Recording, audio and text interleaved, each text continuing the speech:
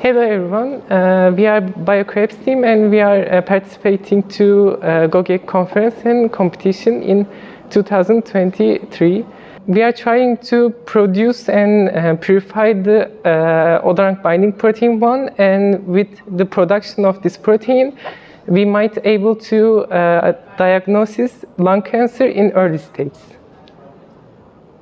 Lung cancer causes the death of 1.59 million people each year.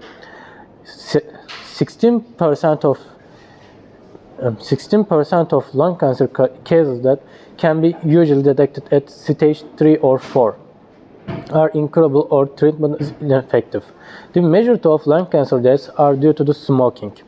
Lung cancer has the highest 5-year survival rate compared to colon, skin, and breast cancers. Low-dose computed tomography scans resulted in 20% reduction in lung cancer death rates.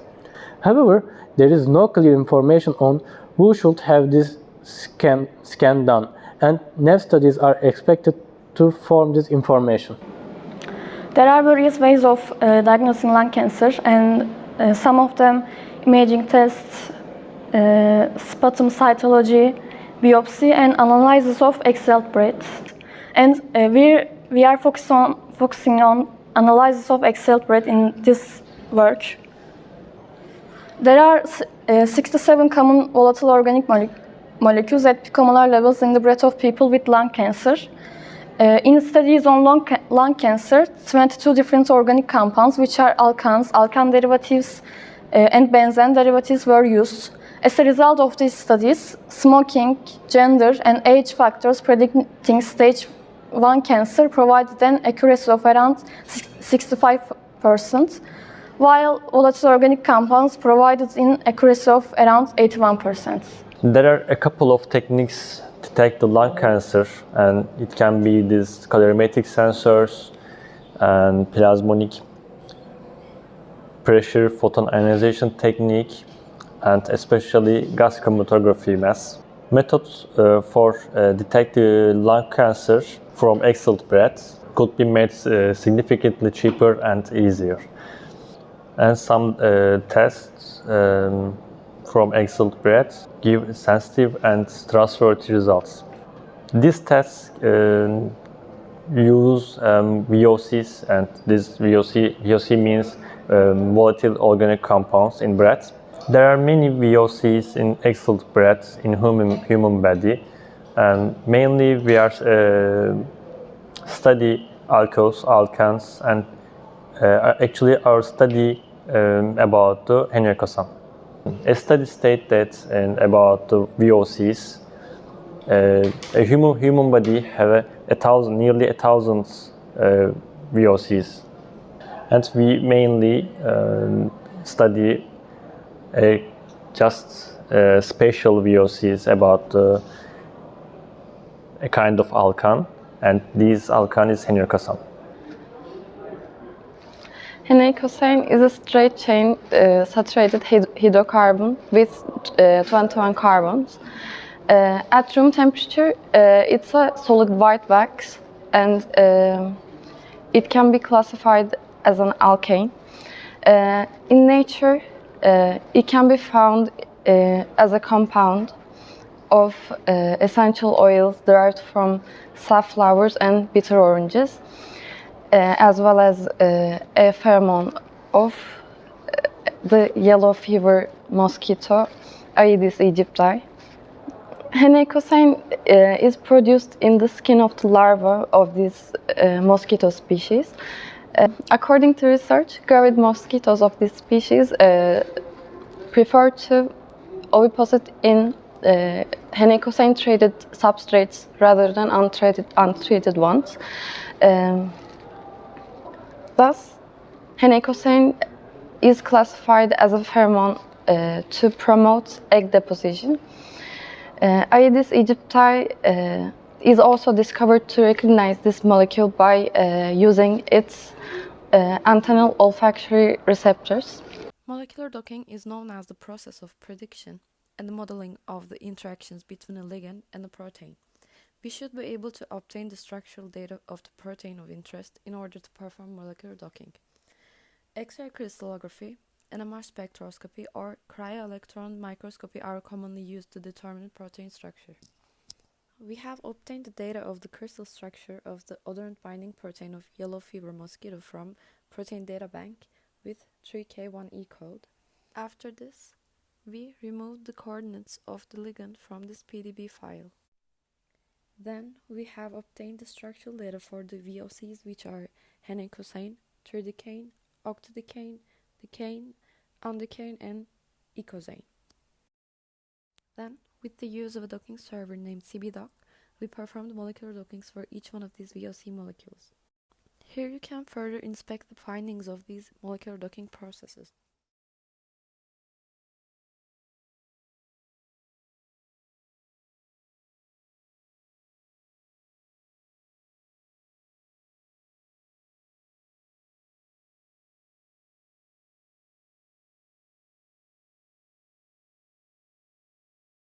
We choose Aedes aegypti as a model for our project to study with its odorant binding proteins, which can bind strongly our cancer biomarker, a straight-chain hydrocarbon,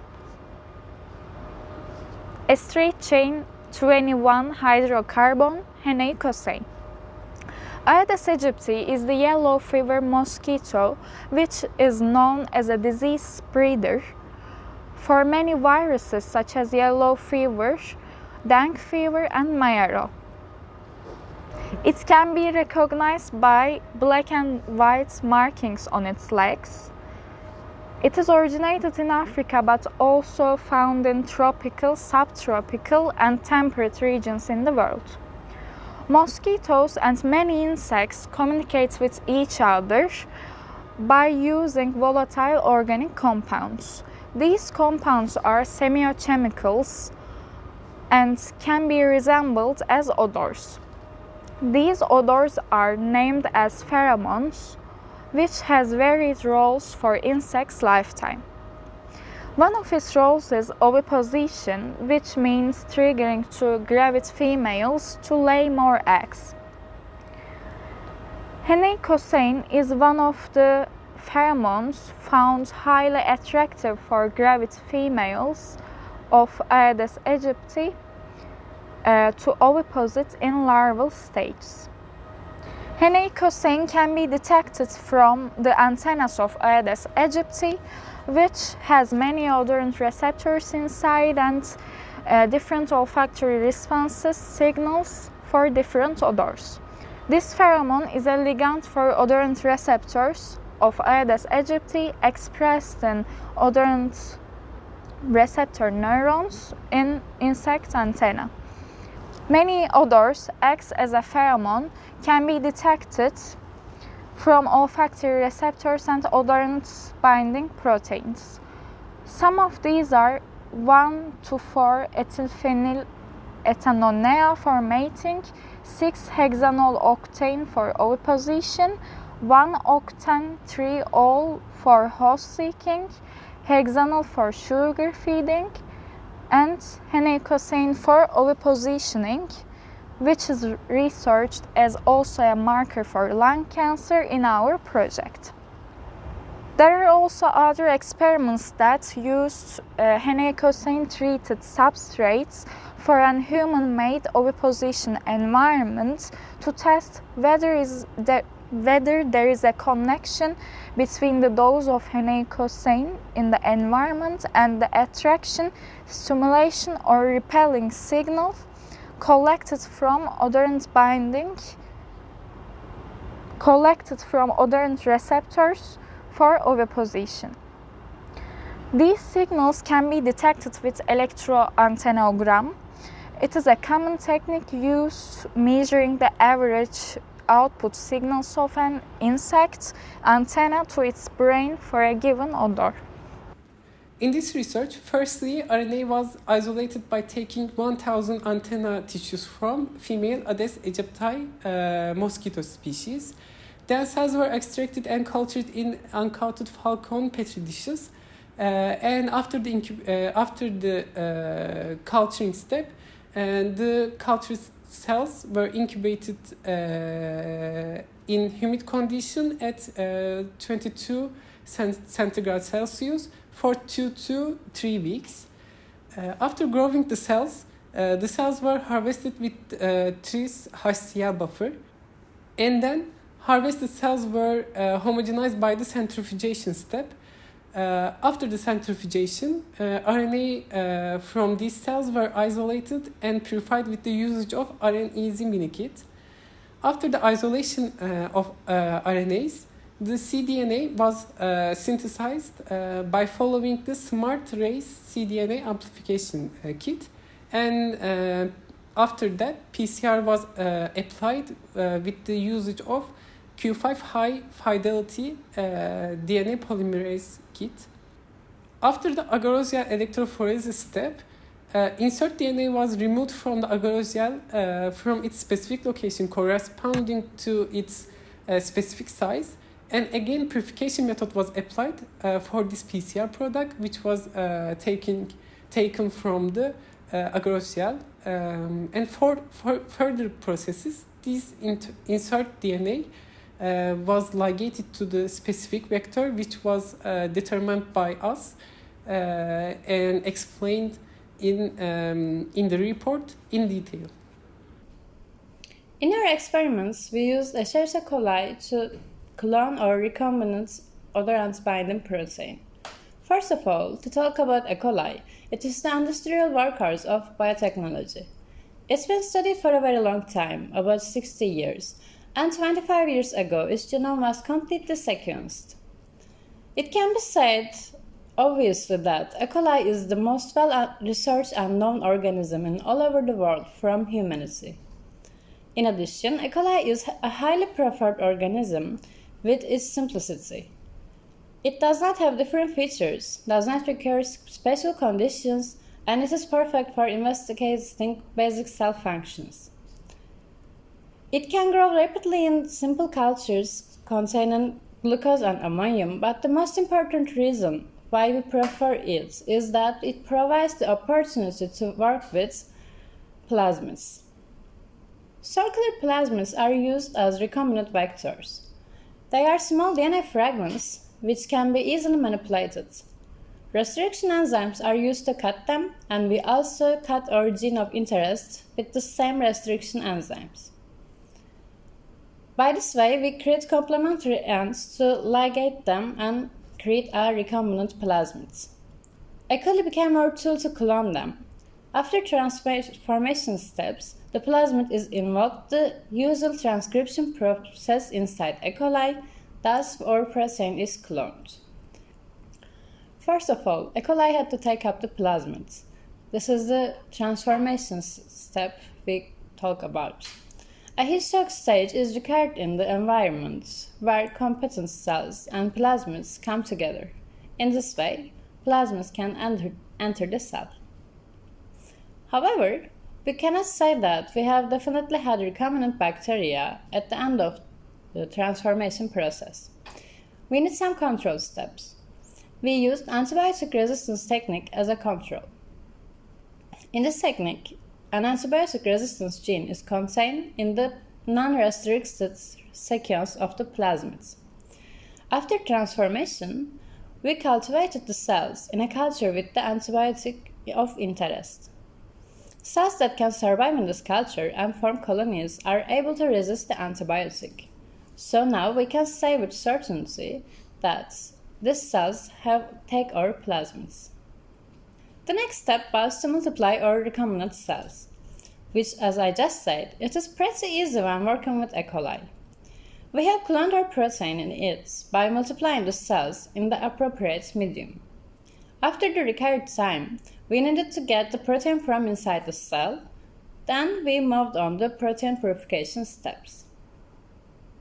Firstly, we research about the lung cancer. We try to find a good biomarker for lung cancer, and when we research in the literature, we find the Heneicosane is a good biomarker for lung cancer. After that, we focus on the Heneicosane molecule, but in the literature, the information about Heneicosane is too much limited, but we find that Heneicosane is a pheromone for some insects. For example, Heneicosane is an oviposition pheromone for Aedes aegypti, which called yellow fever mosquito. These mosquito lay their eggs when the point that when they smells Heneicosane. So it's Heneicosane is a due to Heneicosane is a volatile organic compounds. It's recognized as an odor. So we focus in this point. We focus on the olfaction mechanism because mosquitoes smells the Heneicosane. In this point, we find that the basic molecule, the main molecule behind the olfaction is a olfactory receptors. So olfactory receptors can recognize the odors.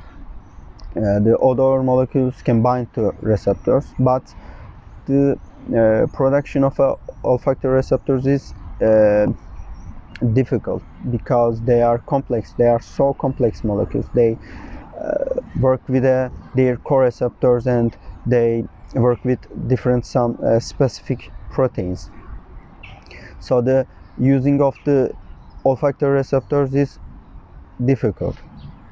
In this point, we've tried to research about olfaction mechanism, try to find different molecules, and we found that the odorant binding proteins.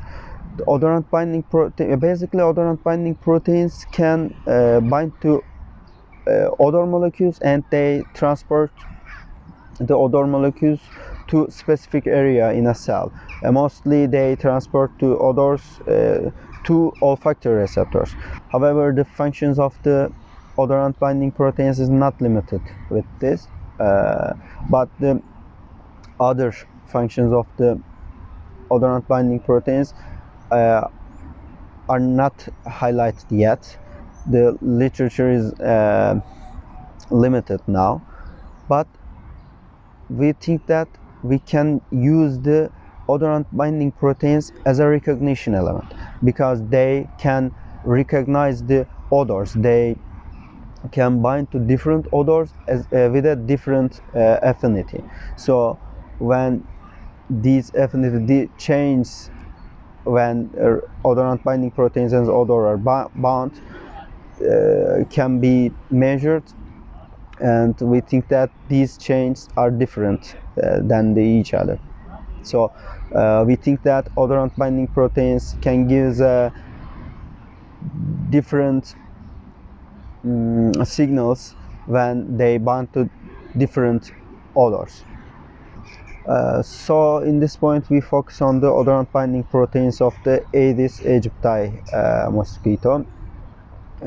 So we know that the olfaction of the insects is too much sensitive than the most of vertebrates. So the using of the insects odorant molecules, odorant binding proteins or receptors is advantageous. And so we select that the specific odorant binding protein of the Aedes aegypti, and it's it's related with the pheromone binding protein. So we think that this odorant binding protein also can bind to pheromone molecules because it works with a quite similar way.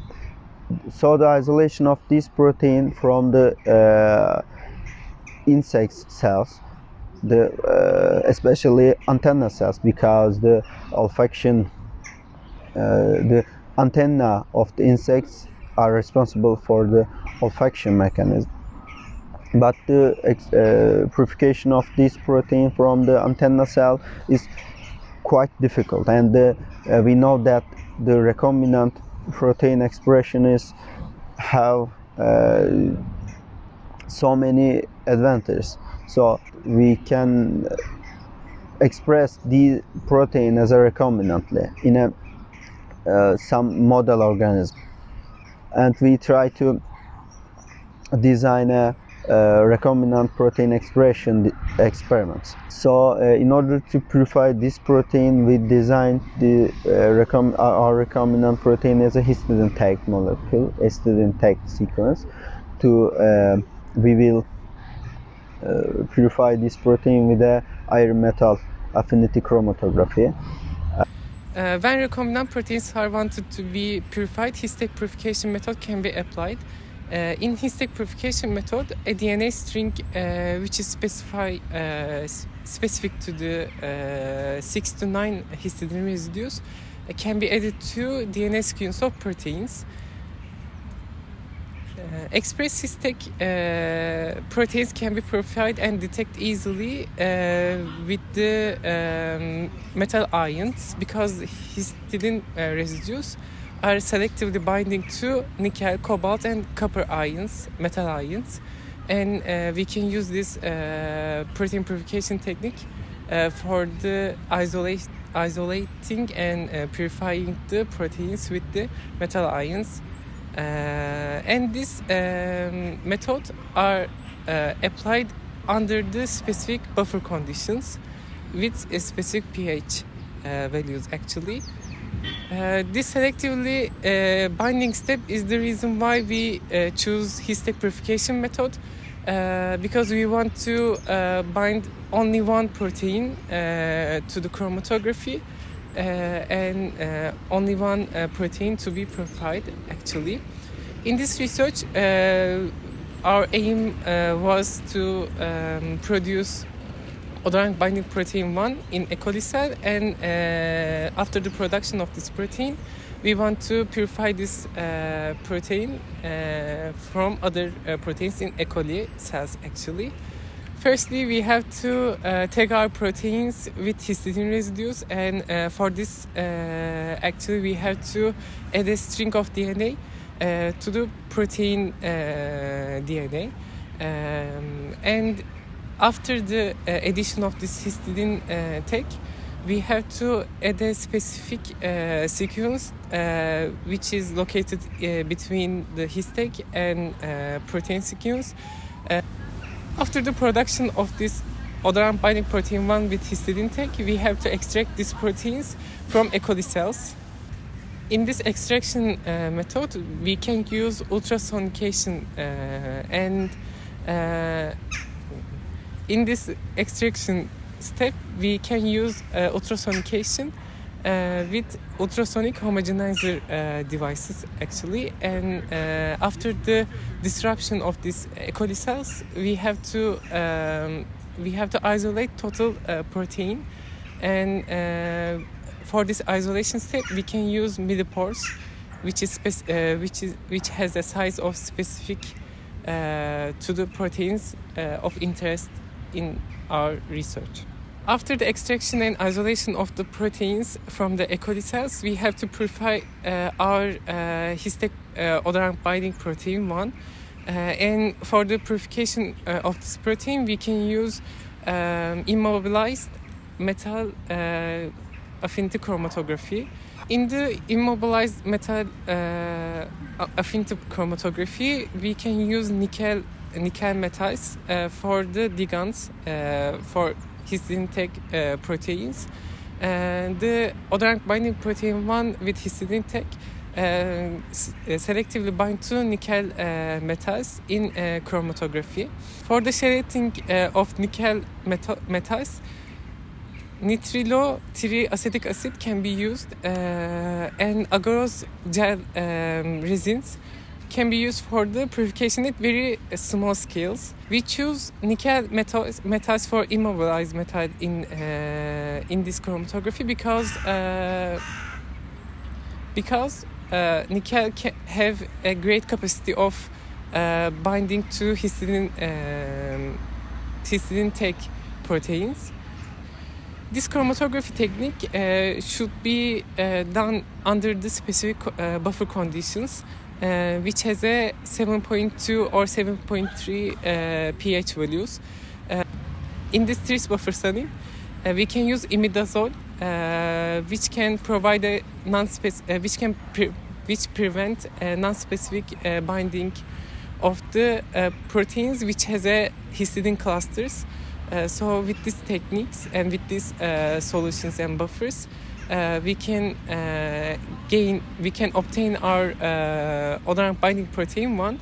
And after obtaining odorant binding protein 1, we have to cut the histidine tag, and the cutting of the histidine tag can be done with endopeptidase enzymes.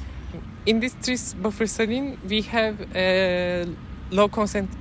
imidazole with low concentrations, and imidazole can bind to nickel beads in affinity chromatography and releases the histidine tag proteins. And after the addition of the imidazole, we can obtain our pure histidine tagged odorant binding protein 1. And after this step, we have to cut the histidine tag with endopeptidase enzymes.